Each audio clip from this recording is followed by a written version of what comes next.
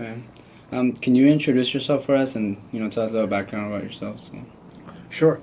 My name is Luis Fraga. I'm Associate Vice Provost for Faculty Advancement and Russell F. Stark University Professor in the Department of Political Science here at the University of Washington. I'm originally from Corpus Christi, Texas. I was born and raised there. I'm a third generation Latino. My grandparents on both sides immigrated from Mexico. On my dad's side in 1905, on my mom's side in 1915. My mom and dad were both born on border towns, cities en la frontera, so to speak, in South Texas. And then my parents moved before I was born, moved to Corpus Christi, Texas, and that's where I was born and raised. I went to public schools there, elementary, middle, and high school. And then I had the chance to study at Harvard, and I received my bachelor's degree there. And then I returned to Texas to Rice University in Houston to receive my PhD, my master's and my PhD degrees. Okay. I've been here at the University of Washington for 6 years. Prior to that, I was on the faculty at Stanford University for 16 years. Then at the University of Notre Dame for 4 years before that, and at the University of Oklahoma for 4 years before that. So I've been a professor for almost 30 years now. Can you talk about the influence of Latino voters and how they make the margin, and why are they important to many of the candidates that run for office? We all know that that Latino voters have grown substantially as a percent of the overall national electorate, and they can't grow as a percent of the national electorate unless they're growing in a lot of individual states and a lot of individual communities. Well, consistent with the growth in the Latino population, which has blossomed since the mid-1970s, I would say, especially after the passage of the 1965 Immigration Reform and Control Act, when more and more Latinos were able to come to the United States, both in authorized status and unauthorized status. That population growth has led to a growth in the number of naturalized citizens and the number of Latinos who were born in the United States and therefore eligible to register and to vote. So there's been a noticeable growth in the Latino electorate overall and in almost every state. A few exceptions, New Hampshire, for example, and maybe Wyoming, a few very small states. There's been a growth in the Latino electorate in each of those states. But except in no state in the United States are Latinos a majority of voters. There's several reasons for that. Latinos still about 40% of Latino adults are not citizens and therefore not eligible to vote. Another 30 to 35% of Latinos are under the age of 18. And although 91.7% of all Latinos and Latinas, Hispanics under the age of 18 are born in the United States, 91.7% of Latino youth, according to the 2010 census, are born in the United States. If they're under 18, they're not eligible to vote either. So although there's been tremendous population growth, there hasn't been as much growth in Latino voters. But that doesn't mean that Latinos are not important in affecting the outcome of elections, because the growth that many states and the country have seen in Latino voters has oftentimes been enough to swing certain states in favor of Democrats and in a few instances in favor of Republicans.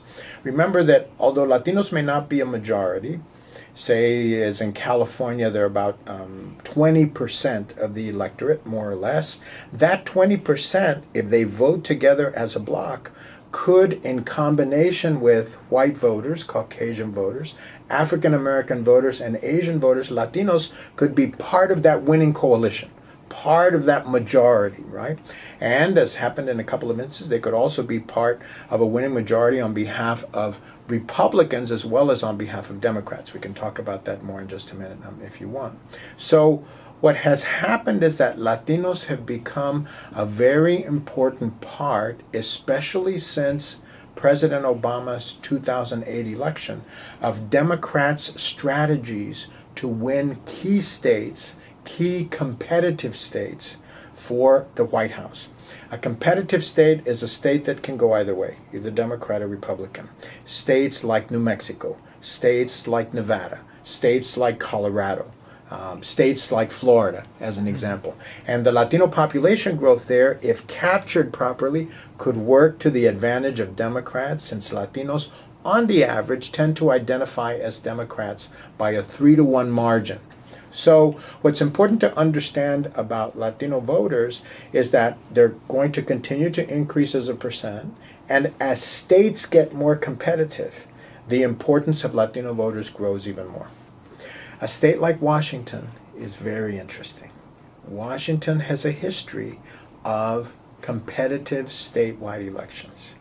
Latino voters are going to increasingly be, I would predict, a very important source of potential support now, especially for Democrats, maybe for Republicans, but there hasn't been a Republican candidate statewide who's really tried to go out and get Latino votes. It's been primarily Democrats. As the Latino population grows, Latinos are about 11.7% of the population now in the state. They are about, more or less, 5 to 6% of the voters in the state. You can see how that 5 to 6% in a very close election could be that margin. And if they vote 3-to-1 in favor of the Democrats, it would work to the advantage of the Democrats. One of the questions that is sometimes raised in thinking about Latino voters is whether or not legal non-citizens should be able to vote. So these are legal permanent residents in the United States, whether they should be eligible to vote. In the history of the United States, at one time, legal non-citizens were able to register to vote. At one time, we allowed people who intended to become American citizens to be able to vote. We changed that law in the 1920s, the late 1920s, early 1930s. One city in the United States allows legal non-citizens, permanent residents, to vote in school board elections if their children are enrolled in the public schools. This is a way to allow parents who have children affected by the schools to actually determine who is making education policy. This is in the city of Tacoma Park, Maryland. That city, in this last election, also allowed 16-year-olds to cast a vote. So if you were 16 or 17 years old and were a resident that had an official address, you were eligible to vote. I don't remember exactly in which election. It's not a national election. I don't think it's a state election. I think it was a local election. It may have just been a school board election, but I'm not sure about that. It was a local election, allowed them to vote. Some states have talked about this. I know California at one time talked about allowing 16 and 17-year-olds to cast half of a vote.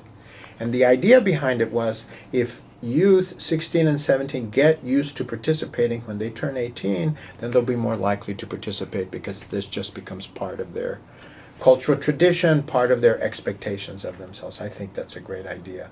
Last question. Do you have any wise words or tips to give to the younger generation so that they can go out to vote and get involved in their community? I think they're wise. We'll see. You'll tell me if they're wise or not. Afterwards, off camera, you'll tell me if there was.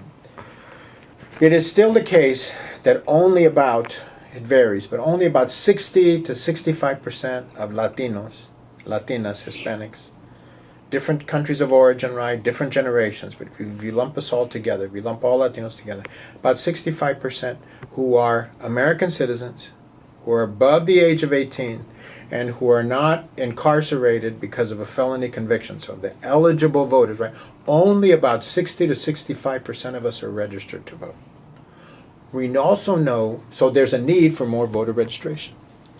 We also know that once Latinos, like African Americans, like Asian Americans, like whites, like Native Americans, once they register to vote, they're very likely to turn out. About 80% of those who are registered actually turn out and vote on election day. It's very close to the percentages for African Americans and for whites. Slightly higher percentages of African Americans and whites turn out and vote who are registered. So the real challenge for Latinos is to go out and register to vote. So my wise words for younger generations of Latinos are: one, go out and register to vote if you are an American citizen and you're above the age of 18 and you've been living in your current residence for 30 days or more. go out and register to vote, and take as many friends as you have, as many comadres and compadres as you have, as many tocayos, as many friends, right? Whoever you can find of all different races and backgrounds. Take your friends of the same age group and go and register to vote. We're very lucky. Washington makes it really easy to register and vote. You can go online, you go to the county registrar of voters or the Secretary of State's, you download the registration form, you sign your name that says you're a citizen, you're above the age of 18, this is your legal residence right, and then you can go and turn it in. Anybody can do that. Young people are on the computer all the time, right? Download the form, sign the form, take it into a county registrar of voters office, and then you'll be registered to vote. It's also very important that youth who are too young to register to vote, to learn about how to register to vote. Who better to teach them than people who are 18, 19, 20 years old? So it would be great if we had a mentoring program, so to speak, to help our youth learn how to register to vote and how important it is to vote. Because remember that figure that I gave you, that 91.7% of Latinos under the age of 18 are born in the United States? That means they're automatically eligible to vote. They're citizens, they're born here, chances are their futures are here. If they're not serving time for a felony conviction, most Latinos are not, despite what some people say. Therefore, they should be eligible and registered to vote. The other thing they can do for that generation is to make sure and go out and register all of their parents and aunts and uncles and grandparents who are eligible to vote, who are American citizens, who are not currently registered to vote. And the way you argue it is this.